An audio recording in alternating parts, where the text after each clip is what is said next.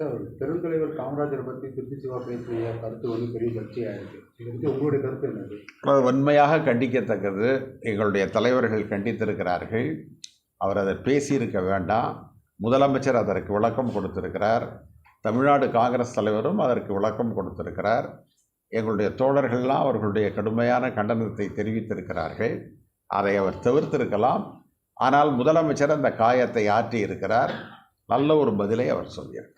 Sir, அந்த கருத்தில் சொன்ன கருத்தை பற்றி அது வந்து தவறுன்னு அவர் பின்வாங்கவே இல்லை. இப்போ வரைக்கும் அந்த பிரச்சனையை வந்து தள்ளுங்க அப்படின்னு நீங்கள் இதில் முதலமைச்சர் என்ன சொன்னார் என்பது தான் முக்கியம்.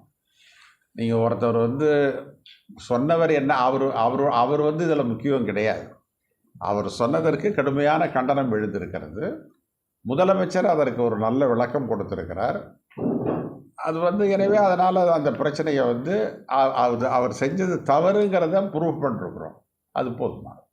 சார், உதயநிதி ஸ்டாலின் இங்கே சனாதனம் குறித்து பேசுறதுக்கு ராகுல் காந்தி வரைக்கும் விளக்கம் கொடுத்து பேசியிருந்தாங்க. இப்போ தமிழகத்திலேயே மிகப்பெரிய ஒரு வளர்ச்சி திட்டத்தை கொண்டு வந்தவர் தான் காமராஜர். அவரை பற்றி ஒரு மிகப்பெரிய ஒரு விவாத பொருளாக வைக்கப்பட்டிருக்கு.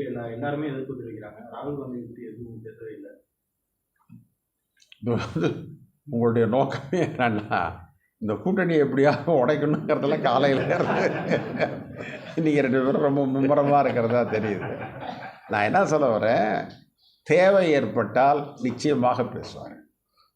நீங்கள் காங்கிரஸ் எதற்கும் அஞ்சுகிற அல்லது பணிந்து போகிற, பிறருக்கு தலை வணங்குகிற ஒரு இயக்கம் கிடையாது.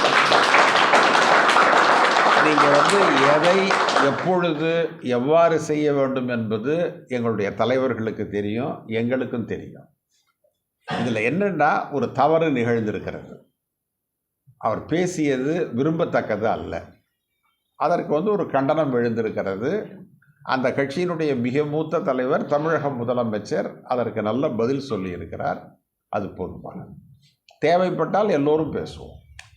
இந்த தேர்தலில் காங்கிரஸ் சார்பாக கடந்த தேர்தலோட கூடுதல் சீட்டு கேட்க வாய்ப்பு இருக்கா? நீங்கள் திமுக கூட்டணி இருக்கீங்க, வெற்றிக்கு முக்கியமாக காங்கிரஸ் கட்சி இருந்திருக்கு. ஸோ அமைச்சர்களை இடம் கேட்பீங்களா? எல்லாமே கட்சியினுடைய தலைமை முடிவு செய்யும். ஆராய்ச்சி குழுவில் இதை முடிவு செய்ய முடியாது. ஆராய்ச்சித்துறை தன்னுடைய கருத்தை அகில இந்திய காங்கிரஸிற்கு அனுப்பும். அதன் பிறகு எங்களுடைய தலைமை அன்றைய சூழலுக்கு ஏற்ப முடிவு செய்வார். தமிழகத்தில் இப்போ சட்ட ஒழுங்கு எப்படி இருக்குது? அந்த சிறுமி போட்டு தமிழகத்தில் சட்டம் ஒழுங்கு நன்றாகவே இருக்கிறது. நீங்கள் 8 கோடி மக்கள் வசிக்கிற இடத்துல தவறுகள் நடக்க தான் செய்யும். நீங்கள் ராமராஜ்யத்திலேயே தவறு நடந்தது. ராமராஜ்யம்தான் ராஜ்யங்கள்லேயே ரொம்ப நல்ல ராஜ்யம்னு சொன்னாங்க. அதுலேயே தவறு நடந்திருக்கு. எனவே அங்கொன்றும் இங்கொன்றுமாக குற்றங்கள் இருக்கலாம். அதை அரசாங்கம் நியாயப்படுத்தவில்லை. அவர்கள் மீது கடுமையான வழக்கு போடுகிறார்கள். அதை கண்டிக்கிறாங்க. அரசாங்கம் அந்த விஷயத்தில் சட்டம் ஒழுங்கை பாதுகாப்பதில் உறுதியாக இருக்கிறது. நாங்களும் அதற்கு துணையாக இருக்கிறோம். எந்த ஒரு இடத்திலும் சட்டம் ஒழுங்கு கெட்டுப்போகிற இடத்துல அரசாங்கம் அதை நியாயப்படுத்துவது கிடையாது. நியாயப்படுத்துறது இல்லை. அதற்கு பதிலாக நாங்கள் அதில் கடுமையாக கண்டனத்தை தெரிவிக்கிறோம். மயிலாடுதுறை டிஎஸ்பி சஸ்பெண்ட் பண்ணியிருக்காங்க.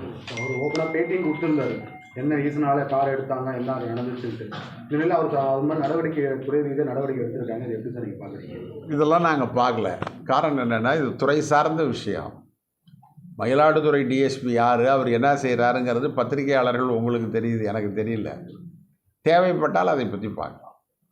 செய்திகளை உடனுக்குடன் தெரிந்து கொள்ள கீழ்கண்ட கேபிள் மற்றும் டிடிஹெச் நெட்வொர்க்குகளில் எம்நாடு செய்தி தொலைக்காட்சியை காணுங்கள். பாதகம் செய்பவரை கண்டால் நாம் பயம் கொள்ளலாகாது பாப்பா. மோதி மிதித்துவிடு பாப்பா, அவர் முகத்தில் உமிழ்ந்துவிடு பாப்பா. அண்மை செய்திகளை உடனுக்குடன் தெரிந்து கொள்ள இணைந்திருங்கள் எம்நாடு தொலைக்காட்சியுடன்.